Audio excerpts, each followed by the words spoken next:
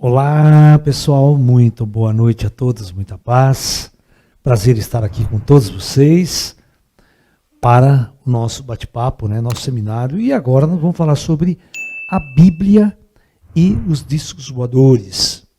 Nós vamos começar discutindo, um dos casos mais interessantes, E nós vamos abordar, claro, sempre daquele nosso ponto de vista esotérico, do nosso ponto de vista transcendental, tentando reinterpretar os textos bíblicos e todas as condições, que aconteceram por lá.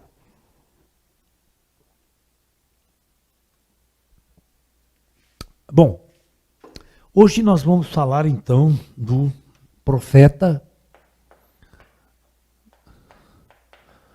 Ezequiel.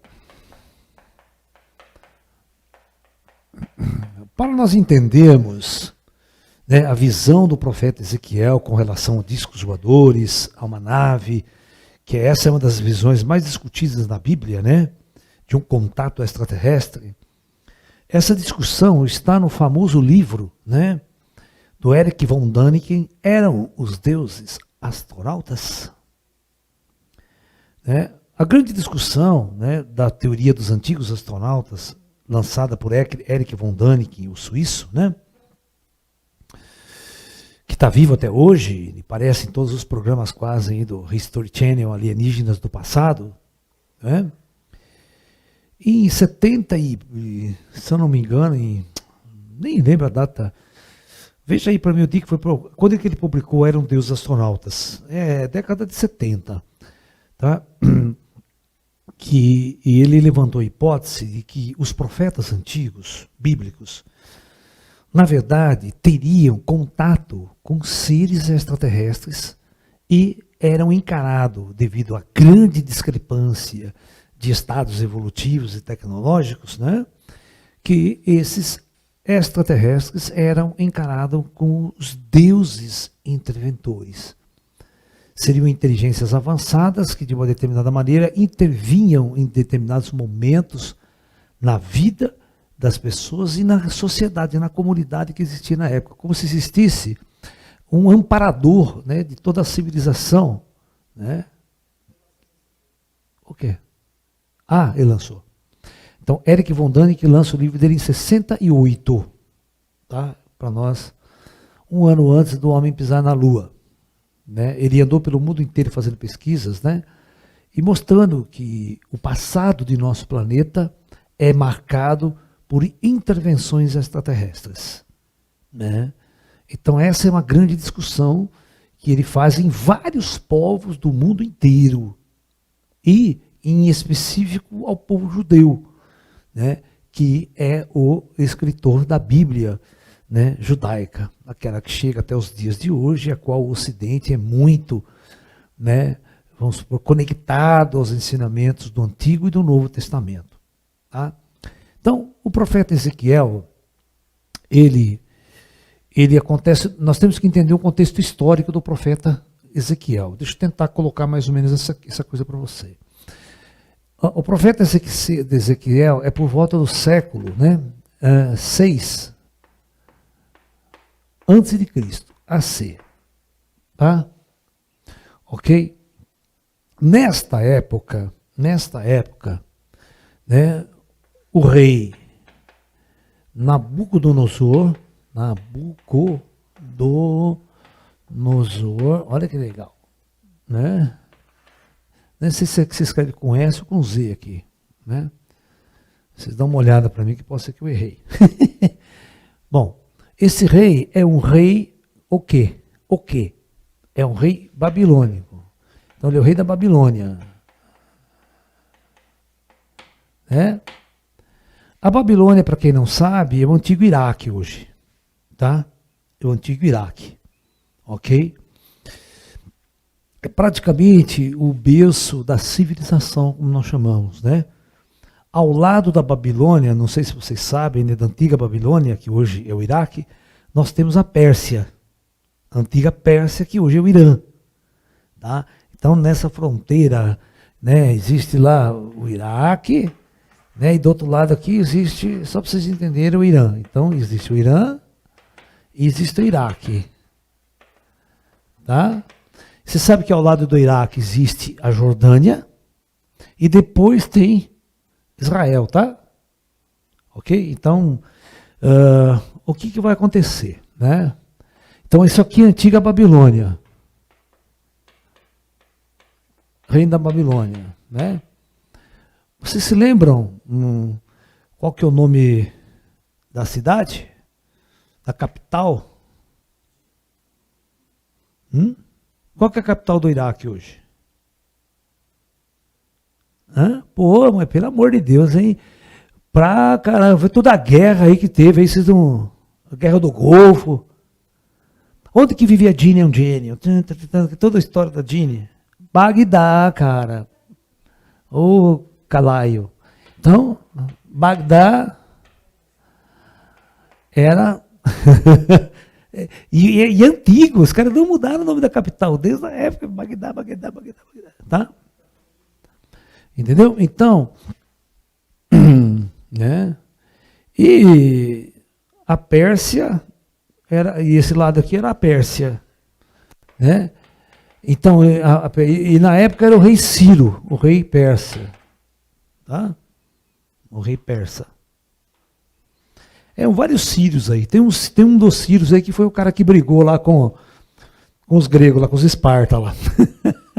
Mas não sei, nem lembro agora na linha do tempo se foi a mesma época, tá? Né? Depois vem aí a guerra dos 300 de Esparta, que vence o rei persa Ciro, se é a mesma época, se é o mesmo rei. Porque tem Ciro o primeiro, o segundo, então um monte disso, né? Aí, na linha do tempo, eu posso fazer uma puta confusão, que eu não quero fazer isso na cabeça de vocês, tá? Muito bem. Então, o que aconteceu, né? O rei Nabucodonosor, ele invadiu o reino de Judá, né? Que era Israel, não tinha o nome de Israel naquela época ainda, tá? Era o reino de Judá, tá? Era o reino de Judá, e cujo rei era o Joaquim, né? Olha que o rei Joaquim, olha, português, né? O Portuga, tô brincando, gente, né? Um português de rei, né? Ele invadiu Judá, Joaquim, e o que aconteceu?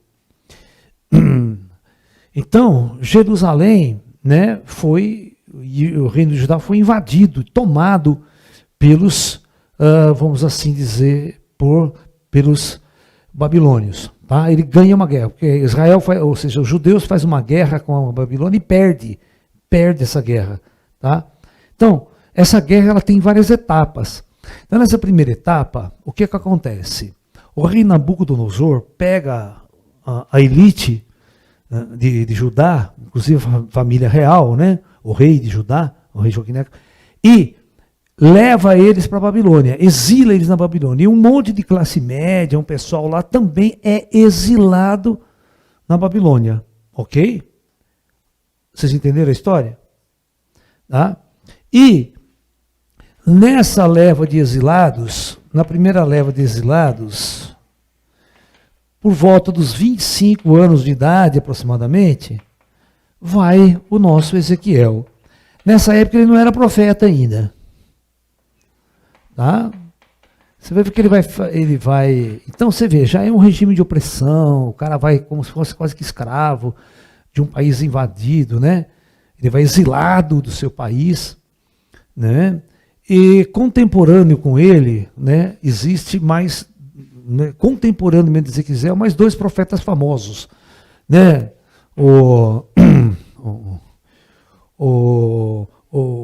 profeta Daniel, o famoso profeta Daniel,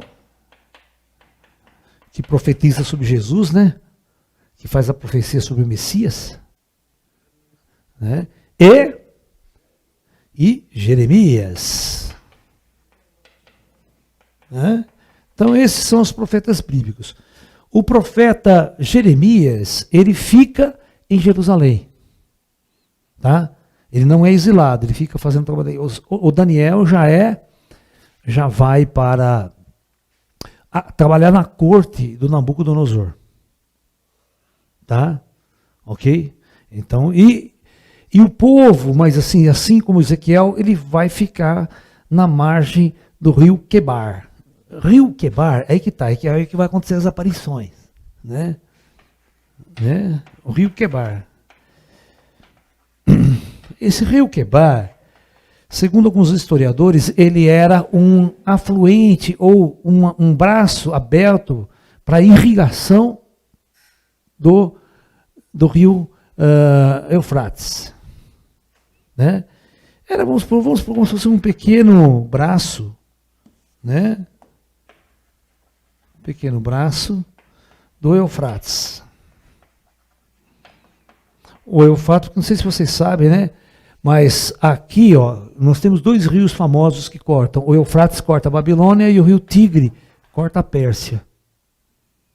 Ok? São os dois famosos rios que cortam o deserto lá, né?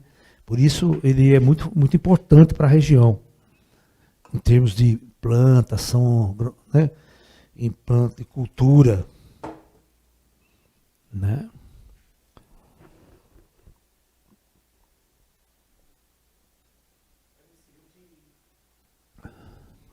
Hã?